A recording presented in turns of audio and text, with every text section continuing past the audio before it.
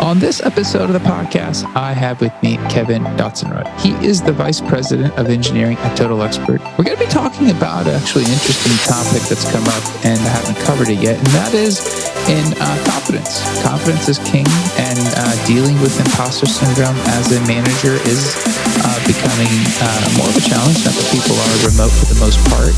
Lots of different factors. We're going to be talking about Kevin and his views. There is no right and wrong answer, but how Kevin is tackling this and dealing with this will hopefully help everyone out there. Kevin, thank you for coming on and sharing.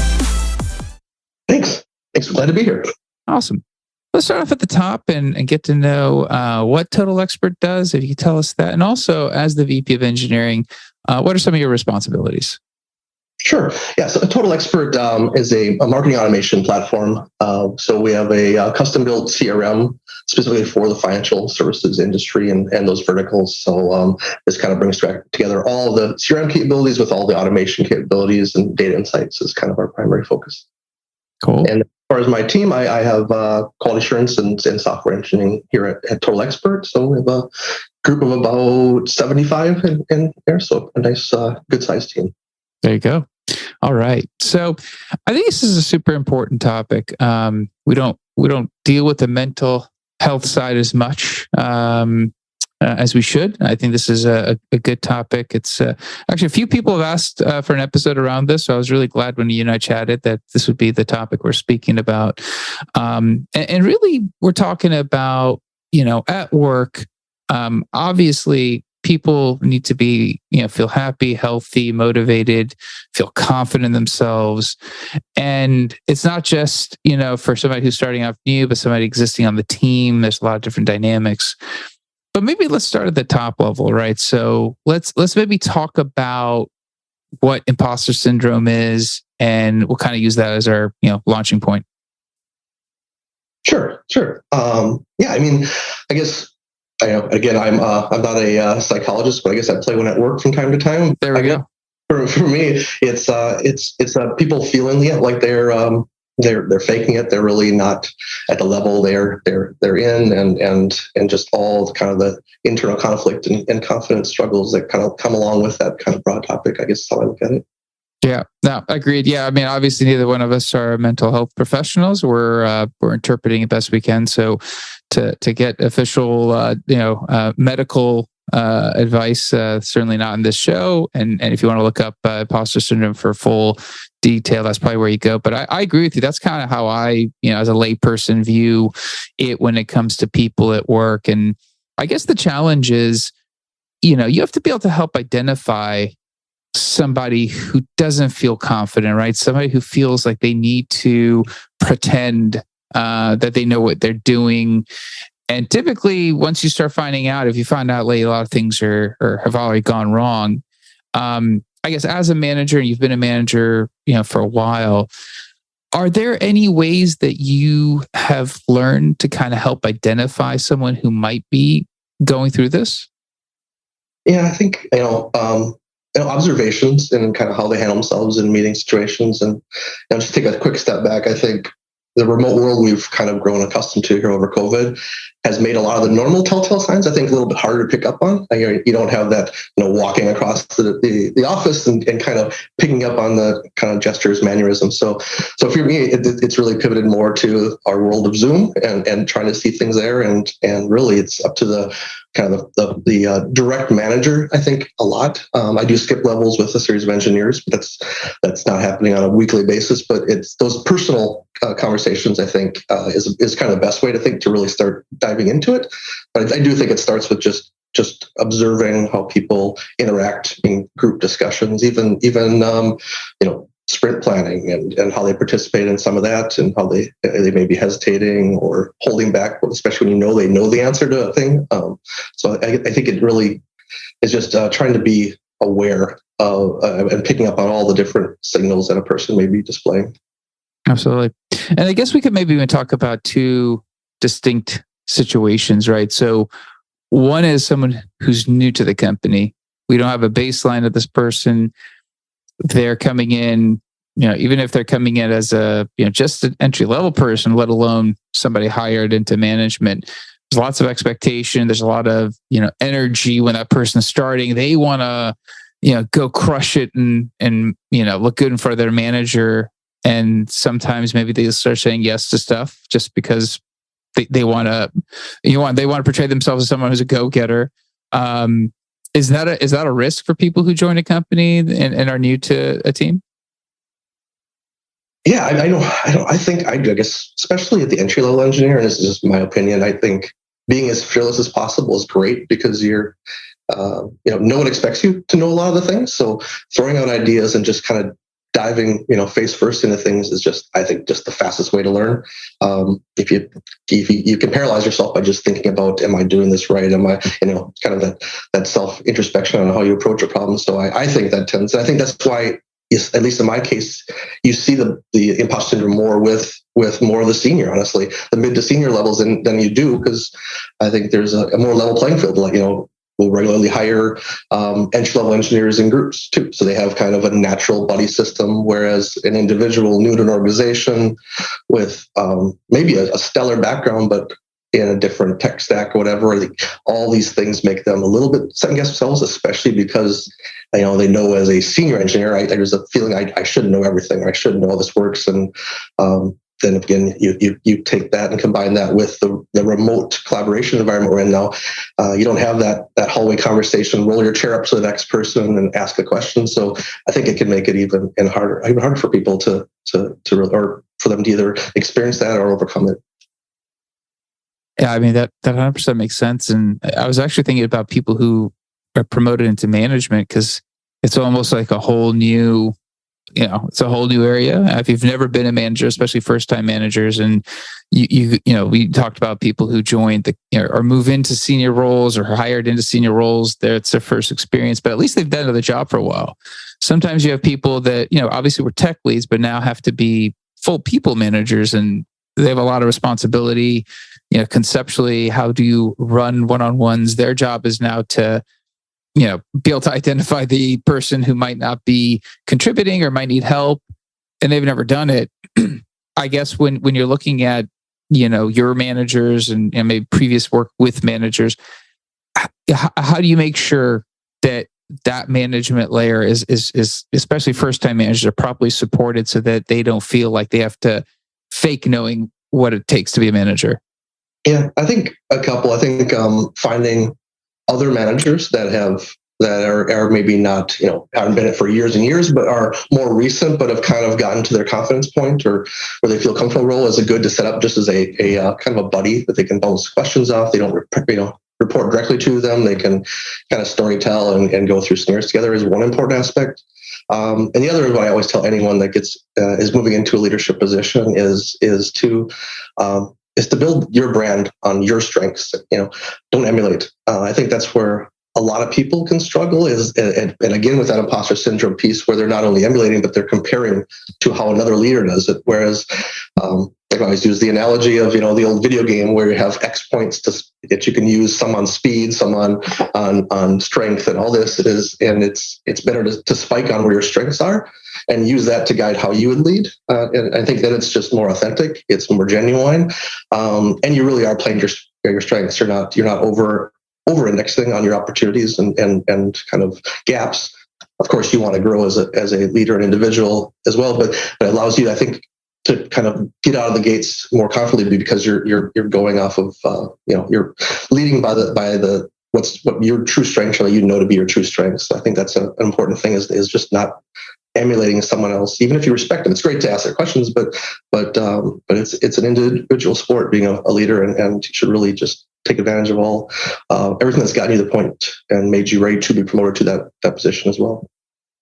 Yeah, that's actually super interesting because I think a lot of people, especially when it comes to first-time managers, you try to maybe identify someone who was a good manager and all the one-on-ones you've gone through and all the different ways somebody's communicate with you, and you're like, hey, this is what it takes to be a manager. And if you're lucky, you've had really good managers and you have some good data points to draw on, from previous experiences. But if you haven't had great experiences to draw on, you're kind of left figuring things out on your own.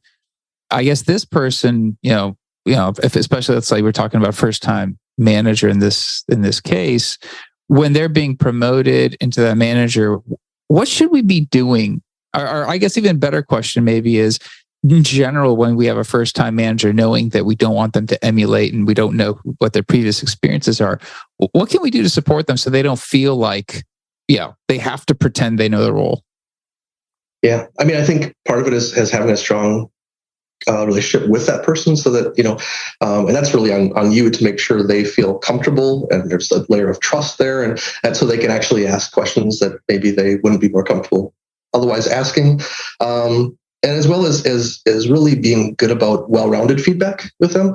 I think you're going to be off to a bad situation if all you do is nitpick on what they could do differently. So really trying to come in and really, not the compliment sandwich kind of thing, but really being cognizant of making sure that you're reinforcing the great things they're doing, as well as, calling out things. I think it helps to do it more in a question like, hey, I saw you did this way. Why was that? Instead of immediately going to, you did that wrong, because you made from their explanation. So I think it's a better way, and to also kind of build that relationship and make it bidirectional, not telling them what to do. Because I don't think anyone really has the answer, right? Anyway, so as much as you can be there and be empathetic to what they're going through, and I think anyone that's moved into leadership, especially in technology, where it's a different way. It's harder to be in, because you went from what made you amazing as engineer is not necessarily going to translate to this next level. And that can be different, right? And how you judge yourself, even, like, it's not what you got done, how many stories or what code you deployed. It's a different way of even judging yourself, which already out of the gates makes it a little more difficult to even find your kind of place there, and really,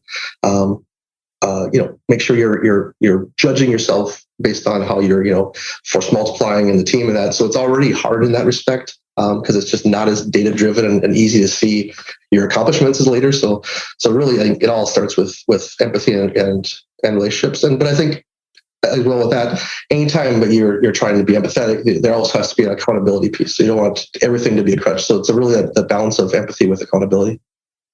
That's interesting. I guess that's a very good point of, as the IC of the role, you hone your craft, you get really good at it, and you know how to judge yourself. You know how to know when you need to kick it in gear and know not. You come to this management layer. It's a brand new job. It's not like you can go back to college for 4 years and ramp up and learn those skills. It's, hey, next day, next week, start doing this. And if you're kind of looking at someone before they get to that position, and this is somebody, I guess, who's on the team, what can you start doing ahead of time, right? So hopefully we can avoid imposter syndrome. Like, the easiest way to alleviate it is make sure that, someone who's starting feels confident, feels like they have the skills, they've been provided the necessary ability to succeed. Like, what can we be proactive with to just nip it in the bud and not have this actually be a core of somebody's issue? Yeah, I think, finding areas for them to lead. I use lead in this case pretty generally, but like, one of the hardest things as any leader at any level really is kind of having responsibility without mandate, right? So that you know what needs to be done, but you're not necessarily going to have the mandate to say, I can get this team to do X for me and this team to do Y for me. So any case you can put, say, engineers, specifically in our case, in a position to lead, cross-team efforts over here, or a lot of times, coming from the ideas about how we should maybe changing our coding standards in some way, of kind of leading these grassroots efforts across teams is a great way for them to start getting comfortable, kind of working outside of their comfort zone, both in kind of what they're working on, as well as the people they're working with on that. And again, that not having to be their boss or have permission from their boss to do those things, I think is a great way for them just to kind of see if leadership's even right for them, right? And I think that'll start making them think anyways, as they're successful in these areas and they get, called out by other teams for the great work, is a great way to kind of help start building that way of thinking, and push into that next level if that's their choice. Absolutely. I guess as a manager of managers, you're helping people who are trying to, manage their individual teams of IC people. How much effort You were joking that you were a part psychologist hat as well. I think every manager partially does. But how much of your time is spent trying to understand what makes people tick? Like, what happens when they excel? How do they react to things? Like, how much of your time is spent observing that? Obviously, with Zoom, you get limited time, so it's even a little bit more constrained. But in general, how do you approach that side of the house? Yeah, I mean, I think it's much more. I don't know the percentage wise, but it is much higher than I think anyone, especially outside of technology. I'm biased, but I think in our field happens to be some of the most intelligent individuals, and with that we also get a lot of diversity. There's other areas that just don't have the diversity we have. So the idea is that the different mindsets, I think it makes it truly different. This isn't, engineers as truly problem solvers don't want to be told answers. They don't want to be told how to do things in general. So it I think in our case makes it even that much more important to really not have a script of how this is done, but to really change your style for every individual that reports to you. I think you'll get the most out of those people. I think they'll feel much more empowered and really respected because of that as well. So I guess almost day to day, anything from, even from, maybe something that's falling behind. There's always more than face value. It's not just we, underestimated. That could be the case at the point, but there's always other dynamics in place leading to any kind of thing as leaders we deal with on a daily basis. So I think it really is kind of always a thread in our minds, always churning on the why did we get to this point? What made this person make that decision? Are they in a good spot? Are they engaged? Are they all these things which all I think have there's a strong psychological component to all of them. Absolutely. I guess you're watching people, whether somebody just makes a mistake or continuously you start seeing it happen, not necessarily could be imposter syndrome. So somebody could just be poor at their job as well. You're trying to evaluate that. How long do you wait to start making determinations of when to step in? Like, obviously you want to help people sooner. You want to give people some leeway to go ahead and make some mistakes. You want to be supportive. You mentioned a bi-directional relationship. When you're watching things play out and you need to give people a little bit of, trust and a little bit of slack, how do those parameters get determined? I mean, I know it's not black and white. It's all art, but how do you go about it yourself? Yeah. I mean, I think it depends on, and it's not really a reporting structure. It's just the comfort level of interaction. So if it's someone reporting to me directly, as soon as I see it, I won't necessarily call it out, but I will, our next one-on-one, just more dive into how they're doing, how things are going, enjoying, to try to kind of passively bring up the conversation that way.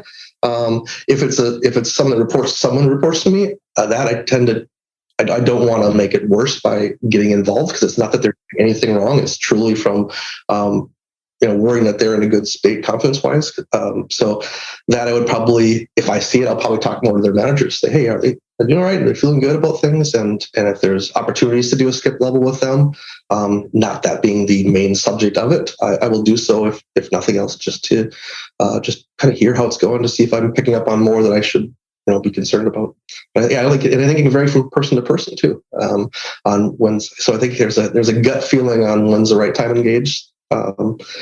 Because I think if you came in too frontal, in most cases, people could really shy away and actually just make that imposter syndrome even worse, right? Because now even my boss is noticing this. They don't want it to be that. It's really about how can we help you? And I think it's interesting about imposter syndrome is the normal compliment someone and tell them great job.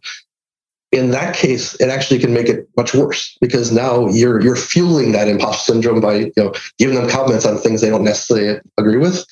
So it is. It's tricky. It really is. Yeah, it's actually true. I mean, I think you do run the risk of accidental success potentially for someone who's trying to figure the job out, and when they're successful, and they're trying to figure out what led to that success so they could reproduce it. Because obviously when you fail, it's easy to go, well, this is what made me fail, I got to go fix that. But when you're actually successful, then you have to go back if you're not 100% sure. And I think this applies to a lot of people. If you can't reproduce have a successful process to be able to identify what's working, it is hard to later rely on your own strengths because you're still kind of guessing, what those parameters were. I guess from your experience, when you're looking at people who've come in, obviously going through the interview process and you're understanding the previous experiences they had and the type of learning, the ways people learn, right, and how they actually can, ramp up and onboard. Is there a notion of maybe customizing, onboarding per person? I know you depending, you mentioned cohorts of entry level people, that makes sense. And then, obviously every person has a different learning style. It's not easy for bigger companies, but for a smaller company, should they really be trying to hone in on like how to best ramp up somebody the way they learn the best? I think that's absolutely the case. And I don't know if it even matters size of company. Yeah, it's fair. But yeah, I think it's more work that way. But it's not like you have to custom tailor and complete onboarding. But I think, most important. I remember back at a previous place I was at, watching an engineer that was really struggling, being explained something by a principal engineer. And afterwards, I knew the person from the interview, and their skill set was like, there's something else here. And I said, well, why don't you try? You just did verbal. They may be better visual learner. So can you try to add the visual peak components to it to see, or written to see, because everyone learns differently, and some people index much differently in the different means of learning. And then ended up being it. Like visual was the way this engineer. So I think that's why it's important to understand how people learn as well, not just in leaders, but in engineers that happen to be more, at a leadership level, be it a principal engineer or lead engineer, is to be cognizant and pick up on those and make sure you're offering, if not a custom tailored way, you're offering all mediums of learning to happen, not just what you happen to be most comfortable with. That's interesting. I think it took me a while to learn how I learn best. I just grew up assuming however way a teacher or somebody, a mentor taught was the way I had to learn from them. It didn't dawn on me, well, I just don't learn that way. And I realized that I'm not a very good auditory listener to learn. I need to see it, whether it's a video or I read it. Once I read it, then I've got it nailed down. And sometimes I look back on jobs, and you just mentioned it, and I was like, you know what? I they gave me the onboarding in an auditory way. I sit down and explain here systems, and I go away and I'd be like, well, now I need to dive in myself. And I felt like I had to do double the amount of work to ramp up when I could have just been given something to just go read a manual. Not that you can put everything in a manual, but you know what I mean? It's interesting that how we start learning how we learn, we can actually go into a job and tell people, you know what, by the way, I learn best this way, and actually have the company, whether it's the engineering ramp up on, the code base or whatever the processes are internal, and be like, hey, this is going to help you more because this is the way you're going to learn faster. Yeah. And you wonder too, again, with the Zoom culture, like it's so auditory now. Like how is that also affecting? And then online market boarding tools are by and large terrible. So are we even making it much more difficult for people that learn in other ways too? So yeah, it's super interesting. Yeah, even with the podcast, honestly, I try to have notes coming into it. I try to annotate my notes as we're talking so that I know what we've covered, where we could go. Because when I start seeing that, my mind starts plating much better. If I were just to sit here and talk without that little cheat sheet, I actually feel like I'd be grasping a question to trying to figure out where to take conversation. And obviously, when you're in a Zoom with multiple people, and it's not controlled like it is for this experience of a podcast, it's rather different. I think you're right. The Zoom culture has changed the way we all can sense these different things. And I guess to maybe touch on that one point, when it comes to Zoom, you mentioned you can't pull up the chair, you can't can't hear somebody talking about something. Safe spaces is something that I've talked about in the past on the podcast, but safe spaces is really important because you need to have somebody who is struggling, be able to not just be spotted, but maybe have an opportunity. And one-on-ones are a good option, area, but safe space creation, are you seeing that as a more integral part of your management process, the culture, to make sure people can reach out and feel like, they can have your time like that anytime they need? Yes, yeah, I always make it a genuine thing. I always say at the end of is reach out anytime. I'm always available on Slack, whatever. But also with that, you have to be that person. I have to be responsive, which is important. So but that is a key. And I think to your point about that, one thing I've done, and I think I've done much more over the last few years with this environment, was almost using asynchronous guide. So Slack, for instance, to like, hey, I think you know the answer to this, and also kind of helping bring that person in conversation, right? By then they don't have to jump in or interrupt or if they're not quite there, but I can come in and say, hey, you know what? I think Charlie had a thought on this. We were talking the other day about this. Charlie, what were you telling me about again? Just finding ways to kind of bring them in a casual, safe way into the conversation, because now it's just answering a question. I'm not interjecting my idea. So, and that's just one thing I do. I mean, there's 1,000 different little ways, but I think there's a whole bunch of little things you can do to kind of help bring people in those conversations, and like I said, in a not put on the spot type of way, and even then, if they may say no, I don't want to talk about it, I'm like, well, it's fine, maybe next time, kind of thing. But I think there's a bunch of little things we can all do as leaders to kind of help make sure we're bringing everyone, because that's how you develop a culture of meritocracy is ideas and diversity and ideas across, and you're missing out if you're not finding ways to bring people into the fold on that. Absolutely. Kevin, I love the conversation. I think when I mention management's more art than science, I really am saying it's a lot of psychology that takes place of art, but it's definitely an interesting area. I think Zoom and imposter syndrome is probably going to be more topics in the future as we start figuring out how to deal with it even more. But I appreciate you coming on and sharing. I think it's been a great conversation. I was going to ask you, if a future guest could answer either a single question or address a topic for you, what would you like to hear about in the future? And apologies if we've done one on this, but I think one that would resonate with leaders as well as technologists in general is around kind of technology career progression, right? For instance, it doesn't mean that everyone needs to go all the way up to principal engineer but just a discussion on kind of how do I know what's right for me? I think it's more of what makes you happy every day, but just to kind of hit on that whole, just the progression from entry level engineer through, or if you want to cut off into management. I think there's some interesting things about knowing when and how to prepare yourself for those moves, and also not feeling like I need to be, if I'm a happy senior engineer, I don't have to try to move to more of a lead engineer type of position. So anything that's in that area, I think would be really interesting. Yeah, it ties into the topic of dealing with imposter syndrome, because obviously, I think that key word is the preparation. So that when you get there, wherever there is, you're way more comfortable. So I think that's a great topic. And what's a good way for somebody to get a hold of you to just kind of pick your brain on anything you might have said on the podcast at all? See, I would say old school as I am, I'm not huge on social media, but LinkedIn is probably the best way. Honestly, I can find my profile right on LinkedIn, and I do watch that quite often. So I guess I lied when I said not social media. LinkedIn would be the way. LinkedIn is it. All right. Well, there we go. We'll definitely make sure we put that in the show notes. Thanks again for being on. I appreciate it. Great. Thanks for your time. Absolutely. That's it for this episode. Back again, different guest, different topic. Until then, two things. One, if the podcast is of use to you, it's interesting, share it. That's how the podcast has been growing. So I appreciate that. Secondly, if somebody wants to come on to talk about career progression and identifying what's right, whether it's the technical track or the managerial track. I mean, I think that's a good dialogue. We constantly need to be talking about that, because I think it's valuable to the audience.